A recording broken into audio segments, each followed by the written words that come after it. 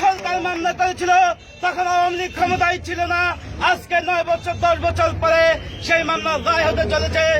আজকে আপনারা রাজপথে এসে প্রমাণ করে দিয়েছেন এই বাংলার মাটিতে কোন দুর্নীতিবাজকে ঠাঁই দেবে না। মহামান্য কোর্টের নির্দেশ যেভাবে আসবে, আমরা মহামান্য কোর্টের নির্দেশ মোতাবেক আমরা রাজপথে থাকবো। আমরা প্রশাসনকে সহযোগিতা করবো। প্রশাসন রাজপথে আছে, সবাই সাথে ঐক্যবদ্ধ হয়ে আমরা যদি কোন সন্ত্রাসী কার্যকলাপ কেউ রাজপথে করতে চায়, তার জবাব রাজপথে দিব।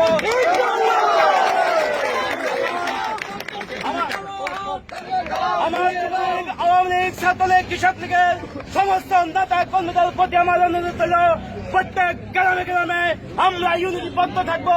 প্রত্যেক ইউনিয়নে আমরা ইউনিটিবদ্ধ থাকবো। যেখানে কোন জবাব দিবে তারা, সেখানে দাঁত ভাঙা জবাব আমরা। এই দুর্নীতিবাজদেরকে আমরা ছাড় দেবো না ইনশাল্লাহ। সবাই আসার জন্য সবাইকে ধন্যবাদ। আমরা 1টা পর্যন্ত এখানে অবস্থা থাকবো। মামলা দায় হবে 1টার দিকে। 1টা পর্যন্ত আমরা সবাই রাজপথে শান্তি শৃঙ্খলা ভাবে আমরা সবাই থাকবো। সবাইকে ধন্যবাদ।